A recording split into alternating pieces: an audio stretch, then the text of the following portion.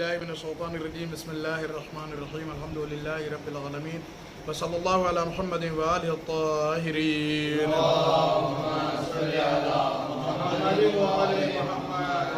ولعنۃ اللہ علی اعدائہم اجمعین من الآن الی یوم الدین۔ وہ آپ کو معلوم ہے کہ نکاح کے ارادے کے سلسلے میں تھا کہ نکاح کے ارادے کے آداب میں یہ ہے کہ جب کوئی شخص نکاح کا ارادہ کرے تو 2 رکعت نماز پڑھے اور یہ دعا پڑھے جو آپ کے سامنے بیان کی جا چکی ہے۔ اس کے علاوہ جو ہے 5 امام کے زمانے میں ایک واقعہ تھا جو آپ کی خدمت میں عرض کیا کہ ایک شخص نے آ کے کہا کہ فلاں نے اپنی شادی گرم ہوا میں اور دن میں کی، تو آپ نے فرمایا کہ مجھے نہیں لگتا کہ ان کے درمیان جو ہے وہ اتحاد و اتفاق رہے گا، ان کے اندر جدائی ہو جانے والی ہے۔ چنانچہ چند دنوں کے بعد طلاق ہو گیا، دونوں ایک دوسرے سے الگ ہو گئے۔ دوسری معتبر حدیث میں منقول ہے کہ شوال کے مہینے میں نکاح کرنا اچھا نہیں ہے۔ شوال کا مہینہ یعنی رمضان کے بعد کا مہینہ، یعنی یہی جو چل رہا ہے۔ پہلے یہ ہوتا تھا کہ جو ہے وہ ذیقات کے مہینے میں ہمارے ہاں کہا جاتا تھا کہ ذیقات میں نہیں کرنا چاہیے، اس لیے کہ گاؤں میں ذیقات کو خالی کا مہینہ بھی کہا جاتا ہے۔ کہا جاتا تھا خالی کے مہینے میں اس لیے نہیں کرنا کہ جو ہے وہ کیا ہے گود بھی خالی رہتی ہے، یہ عورتوں کی شریعت تھی۔ ذیقات کو گاؤں میں دیہات میں خالی کا مہینہ بھی کہا جاتا ہے، جیسے یہ عید کا مہینہ اگلا خالی کا کہا جاتا تھا۔ وہ اس لیے بھی کہ کہتے تھے جب خالی کا مہینہ ہے اس میں جو ہے وہ نکاح نہیں کرنا چاہیے، اگر نکاح ہوگا تو انسان کی زندگی کیا خالی خالی رہے گی، اولاد نہیں ہوتی ہے، ایسا لوگ کہتے تھے۔ اس کا شریعت سے کوئی تعلق نہیں ہے۔ اور مزے کی بات یہ ہے کہ جب یہ کہا جاتا تھا بھئی ایسی کیا دلیل ہے کہ خالی میں نکاح نہیں ہو سکتا ہے ذیقات کے مہینے میں، تو کہتے تھے چونکہ جو ہے وہ عائشہ کی شادی خالی میں ہوئی تھی اس لیے اللہ نے ان کو کیا ہے اولاد نہیں دی تھی، اس لیے اب جو ہے وہ ہم لوگ بھی خالی میں نہیں کریں گے۔ جبکہ کوئی یہ پوچھے ان سے کہ صرف عائشہ کی شادی تو ہوئی نہیں تھی، رسول اللہ کی شادی انہی سے ہوئی تھی، وہ بھی تو ان کو تو اولاد دی اللہ نے، سمجھ رہے آپ؟ تو اس کا مطلب یہ افواہ ہے، افواہوں پہ دھیان نہ دیجیے، شریعت میں بھی افواہیں بہت ہیں، اس لیے سب سے بہتر کیا ہے کہ خالی میں ہو سکتی ہے۔ اور خالی میں تو جناب معصوم قم سلام اللہ علیہ کی ولادت ہے، جناب امام علی رضا علیہ السلام کی ولادت ہے، سمجھے؟ جی ہاں، پہلی اور 11 دونوں کو جو ہے وہ کیا ہے، اس کے بعد 25 ذیقات جو ہے وہ زمین کا فرش بچھایا اللہ نے، سب مبارک تاریخیں ہیں۔ کچھ تاریخیں ہیں کہ جن میں جو ہے وہ شہادت ہے 23 ہے 29 ہے، یہ سب شہادت تاریخیں، ٹھیک ہے، اس میں نہ کریے آپ اور نہیں کرنا چاہیے،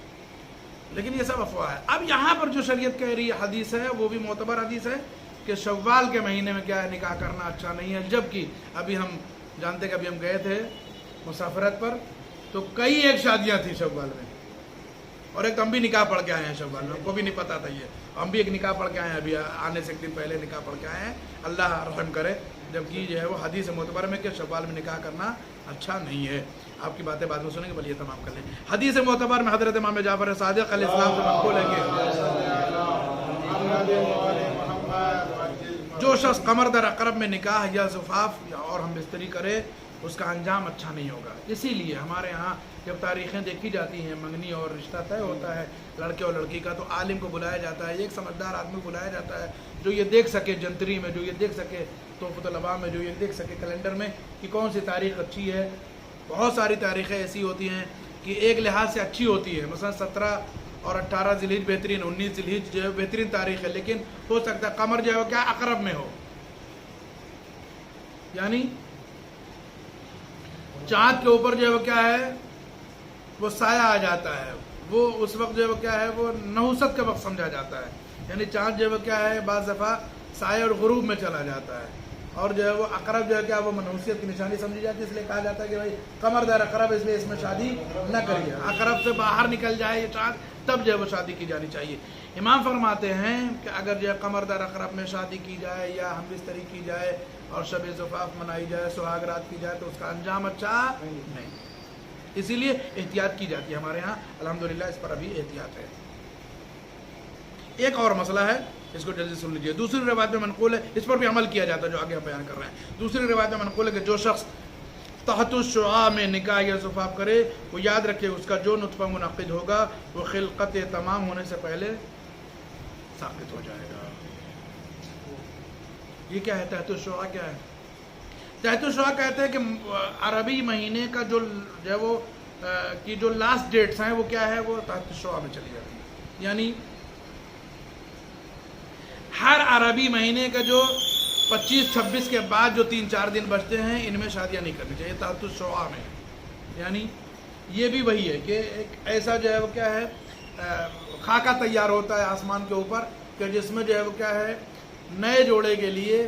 وہ مناسب نہیں ہوتے ہیں، اور خاص طور سے جب جو ہے وہ نئی شادیاں ہوں گی، نئے جوڑے ہوں گے، تو ایسی صورت میں کیا ہے میاں بیوی ایک ساتھ ہوں گے، اور اس کے بعد جب نطفہ منعقد ہوگا اور جو ہے وہ ایک نزدیک ہوں گے، تو روایت یہ کہتی ہے کہ ایسی صورت میں وہ بچہ جو ہے وہ کیا ہے کمپلیٹ نہیں ہو سکتا ہے، بلکہ وہ یا تو جو ہے وہ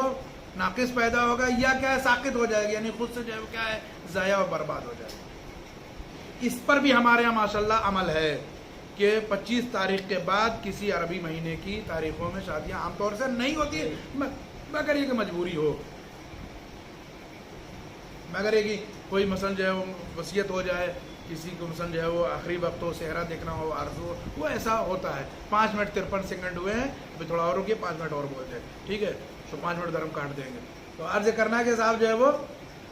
سمجھ گئے کہ نہیں، عربی مہینے کے آخری تاریخوں میں 3-4 دن جو آخری بچتے ہیں ان میں نکاح اور جو کیا ہے ہنی مون وغیرہ، مصری وغیرہ جو ہے وہ اسلامی نقطۂ نگاہ سے صحیح نہیں، اس لیے کہ جو بچہ پیدا ہوگا یا تو وہ کمپلیٹ نہیں ہوگا، بچہ پوری طریقے سے وہ صحیح نہیں ہوگا، ٹھیک ہے، ہینڈی کیپ وغیرہ ہوتے ہیں بچے ایسے، یا یہ کہ خود سے وہ ضائع ہو جاتے ہیں۔ تو اتنا جو ہے وہ رسک لینے کی ضرورت نہیں ہے، پہلے تاریخوں میں کر لیں یا بیچ میں کر لیں، ٹھیک ہے۔ یا اچھا عام طور سے عربی مہینوں میں زیادہ جو مناسبتیں ہیں ولادتوں کی وہ پہلے ہی ہیں یا بیچ میں ہیں، اگر آپ دھیان دیجیے تو، ہے نا، 20 سے پہلے تک ہو جاتی ہے، مگر یہ کہ 2-1 مہینے ایسے ہیں جیسے رجب کا مہینہ ہے کہ 27 ادھر بیست کی تاریخ آگے جا کر کے رجب کی 27 ہے نا، یا جو ہے 24 رجب کی، یہ سب جو اچھی منی ہے 22 ہے نا، لیکن جو ہے وہ آپ اگر اور ایک مہینہ ڈھونڈے تو صرف آتا ہے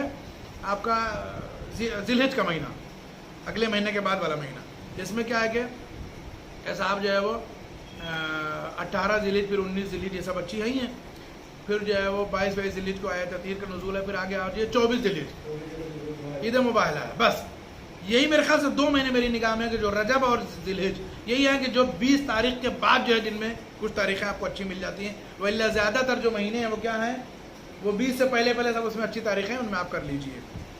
سمجھ گئے ہو تو صلوات پڑھ دیجئے۔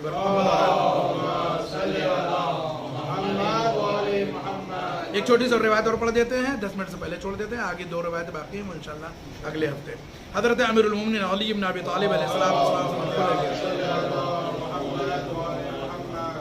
آج کا دن قربان بھائی غور سے سنیے، جمعے کا دن منگنی اور نکاح کا دن ہے۔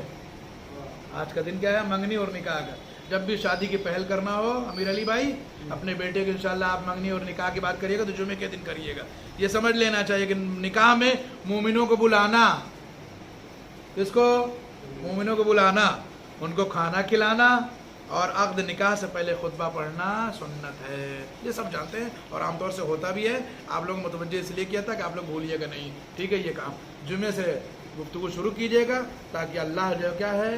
اس نکاح کو، اس شادی کو آپ کے لیے بھی، آپ کے اولاد کے لیے بھی مبارک کرا دے انشاءاللہ۔ اللہ سے دعا کیجیے کہ ہم سب کو صحیح معنوں میں اسلامی تہذیب کے مطابق عمل کرنے کی توفیق عنایت فرمائے، ہمارے اعمال کو پروردگار اپنی بارگاہ میں قبول فرمائے، ہمارے امام کو ہمارے اعمال سے راضی فرمائے، امام کے دور میں تعدیل فرمائے، ہم سب کو ان کے مخلص آوان و انصار میں شمار فرمائے۔ بسم اللہ الرحمن الرحیم، ان اللہ وملائکتہ یصلون علی النبی یا ایھا الذین آمنوا صلوا علیہ وسلموا تسلیما۔ اللهم صل علی محمد وعلی محمد وعجل فرجهم۔ بسم اللہ الرحمن الرحیم، اللهم كن لوليك الحجة من حسن صلاتك عليه وعلى آبائه في هذه الساعة وفي كل